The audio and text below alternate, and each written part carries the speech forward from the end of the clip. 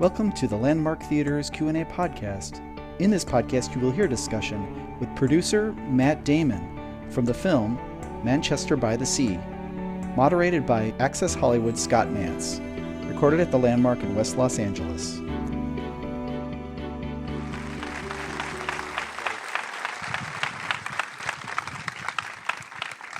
All right, first question is sort of a cliche, just like how did this come about? But this one goes a little bit deeper because at one point, this movie is going to have a different director and a different star. So what's the backstory here? That's just kind of a long story, but I'll try to get. So John Krasinski had this idea. He knew that I wanted to direct something, and so he pitched me this idea, not the entire thing, but kind of elements that wound up being this. And so originally it was intended for John to star in and me to direct, and we decided Kenny would be the best person to write it because he's our favorite writer. So we went to him and gave him the idea, and he liked it, and he liked it enough that he said he wanted to work on it. And so, but he had this huge backlog of work, and then he was also dealing with the fallout from Margaret, his last film, and was kind of locked into this whole lawsuit, and so it was kind of put on the back burner, and John and I got impatient and went and wrote Promised Land, which we then made and came out, and about as many people are in this room, I think, saw Promised Land. I love Promised Land. But at any rate, then Kenny came back with this script a couple years later, and John was off the project by then. He'd kind of moved on, and Chris Moore and I were producing it, and Kenny handed in, it was probably about 150 pages, and a normal screenplay is about 120, as I'm sure most of you probably know. But so 150 is long, but and it was this long and meandering thing, but it was brilliant, and everything that's in this was in that 150 pages, and we just basically gave it back to him, and we said, just keep going. I mean, we gave him some notes, but really, we just knew he was locked in. He got it. He absolutely got it. And the characters were alive. Like he had created these characters that were now speaking to him, like clearly. And so, it's like, you just get out of somebody's way when they're locked in like that. And then he came back with essentially the shooting draft on his next pass, and so we decided to make it. But first, the first kind of realization I had, and I think probably the smartest thing that I did on this movie as a producer was firing myself as the director. Why did you do that? Well, what were you thinking? Well, I mean, it was clear that, Casey and I had done one of Kenny's plays in London in 2002, so that's how I know Kenny, and and he's a brilliant director. He's a brilliant guy, and a great writer, and this clearly was a Kenny Lonergan movie. This was like in him, and I said, and plus, everything that had happened on Margaret, it was like this was the perfect thing for, it's like it's a great movie and it's yours and you should really direct it, and I'll be in it, and so that was kind of our plan, and we got it set up, and then my schedule, because of The Martian, this is back a few years ago. We started, our pre-production time kept kind of collapsing until we got down to about 5 weeks of pre-production, and we, in the version that I was going to be in, and we realized that was going to put Kenny in actually a bad spot and not be a good thing. So Chris and I and Kenny kind of decided to pull the plug, and I didn't have another opening in my schedule till this February. Oh boy. And which is a good problem to have as an actor. Yeah. But suddenly the movie was ready to go, and so the one person that I'd always said I'd cede the role to would be Casey, because we were really close with Kenny and we'd done his play together, and I loved this thing so much, and Casey's just the best actor I know, and I knew he was going to crush it. Casey Affleck. Oh my God. I feel like for years now, Casey Affleck has been overlooked, underappreciated, despite giving an Oscar-worthy performance in The Assassination of Jesse James, giving an amazing performance in Eighth and Body Saints. But he is an absolute revelation in this film. And why did you just say it's Casey or nobody? Well, because I wouldn't have given the part to anybody else. I loved it too much, and it was really the best role that I'd read.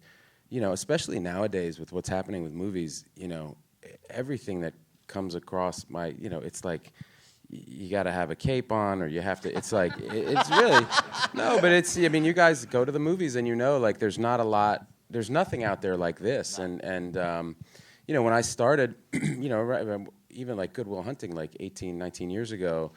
Those movies were pretty common, you know, like movies about people and kind of that mid-range budget movie, and that's just evaporated. And a lot of it's kind of migrated to television, and great work is being done on TV. But the movies that were kind of, you know, for Ben and me, kind of our bread and butter, and the stuff that we wrote and we were attracted to, like the movies aren't getting made anymore. And so,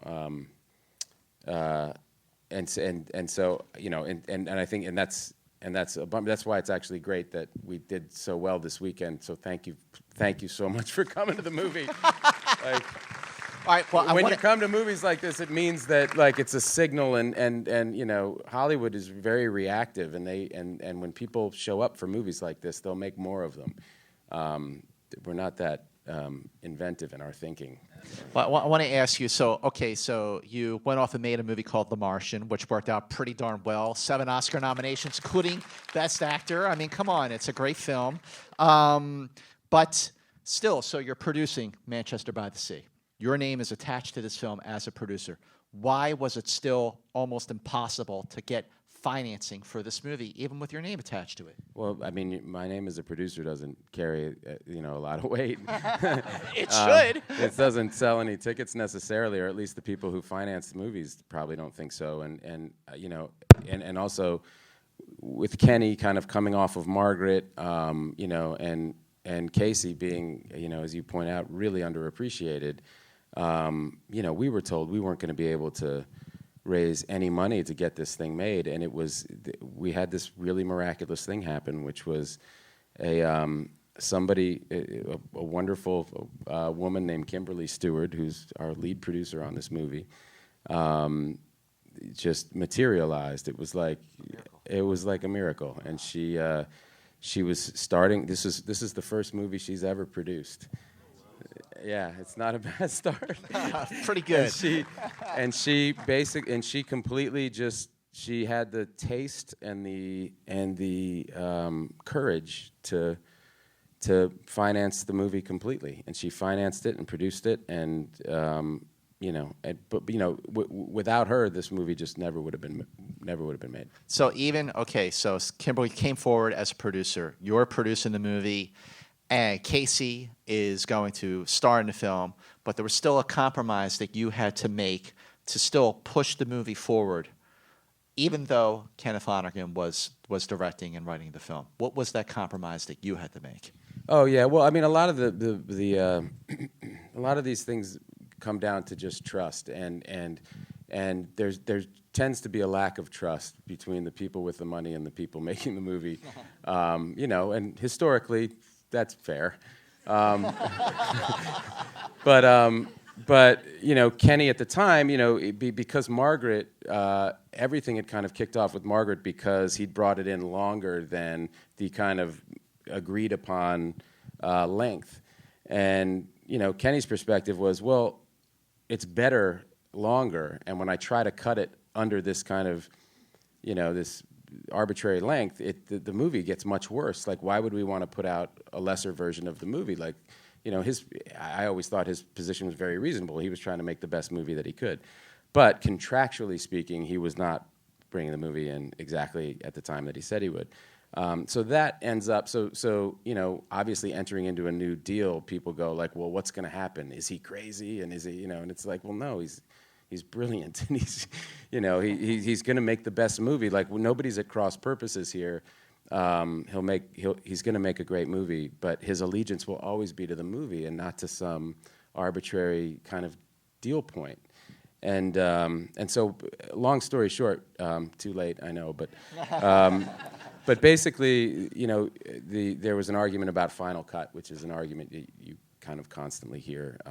You know, everyone wants to have Final Cut. Nobody wants to give it away because that's your final trump card. You can just say, well, I have final cut, and there's nothing you can say about it if it ever comes to that, and you have to kind of use the nuclear option.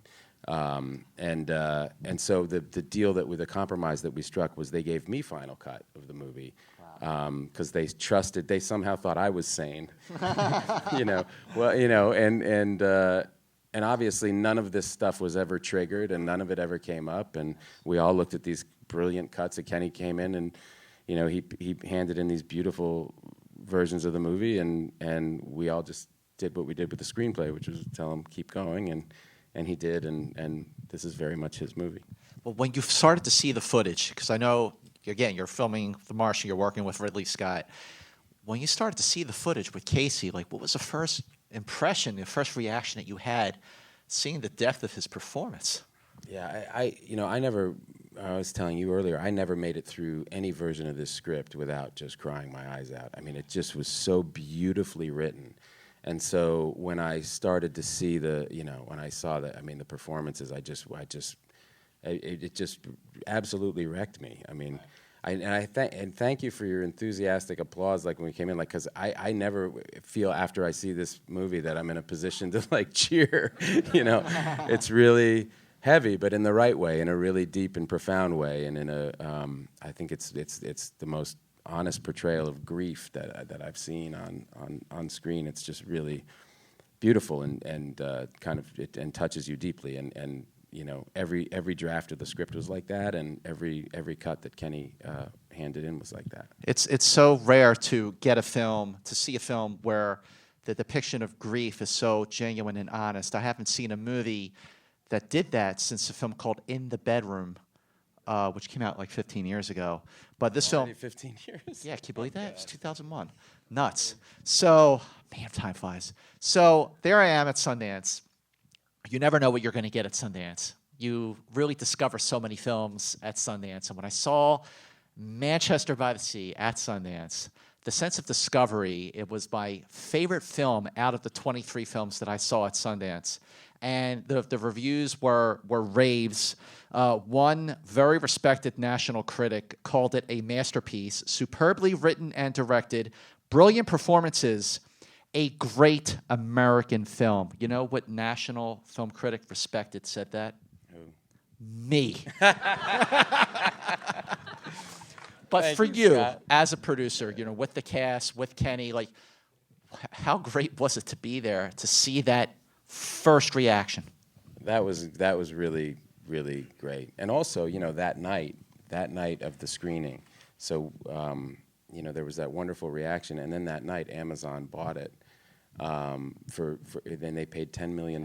They literally, so Kimberly got all of her money back, which is really important, because a lot of people come to Hollywood and they don't get their money back, and we need these people to come, and we need these believers to come and help us make these movies. And when they get when it's a good business deal for them, that's good for all of us. So it was a really huge day, because we got that kind of reaction, and to be there with Kenny while that was happening was really great. But then to sell the movie was, because it's Sundance, as you go in there and it's like, it's a white knuckle experience. Like, you're like, I hope they like it, because if they don't, like, you're screwed. You're screwed. Yeah. Well, the interesting thing is, 2 years ago, the prospect of an Amazon buying a movie at Sundance, what? Like a Netflix buying a movie in Toronto, what? And here we are. You had Amazon picked up a couple of films at festivals like Sundance and Toronto and South by Southwest. So how do you think these players like Amazon are helping independent films like this get made, and will help people sort of go to the movies, even though they might say, oh, I'll just wait until it's streaming? No, they've been amazing. I mean, they're giving us this rollout that they're giving us is, eventually this movie will end up on 800 screens, which is a big deal for a movie this size. And they've just been incredible. And, I'm just thankful that somebody is stepping in to fill that vacuum. And because I want to keep, I want movies like this to keep getting made. And, I felt about this, like, I want my kids to grow up, and I want to be able to say to them, when I had any leverage at all in this town, like, I helped get this movie made, and because movies like this just don't get made, and they're really special.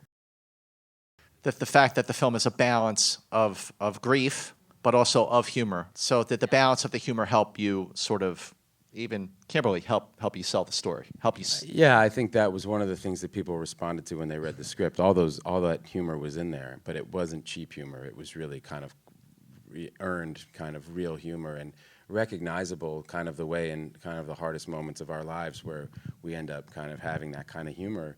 You know, and that's really something. You know, if you look at any of Kenny's writing, I mean, it's about very thematically, it's very, very deep stuff and profound stuff, but it's always very, very funny.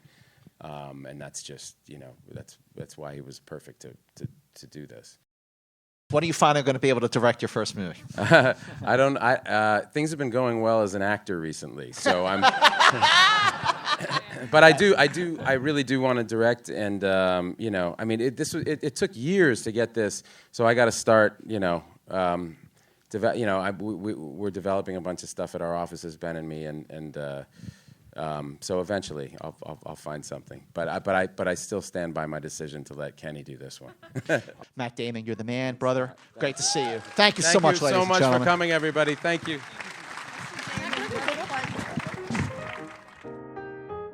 You have been watching the Landmark Theater's Q&A podcast. For further in-depth discussions with filmmakers, be sure to check out the other Q&As available on our channel from past films.